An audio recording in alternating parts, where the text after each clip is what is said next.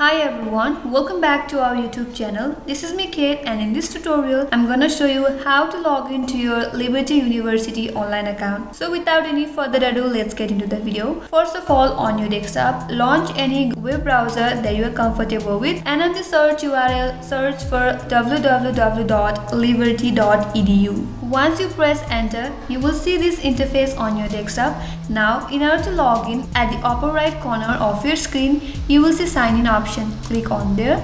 That will direct you to this login page, and in here provide your email or your phone or your Skype, or if you can access your account, you can recover your account if you click on this link that says can't access your account. Or else you also have sign in option. If you click on sign in option, you can sign in with Windows or your security key, or else you can also sign in with the GitHub. So if you have any of those, simply click on any of those, but here I'll go back and I will provide my email. Once you're done with that, click on next. And in here you can use the send that has been sent to your Gmail and type in the code, and then you'll be logged into your Liberty University online account. Or else you can also go with your password. If you click on this link that says use your password instead, click on there, then you'll be directed to this page.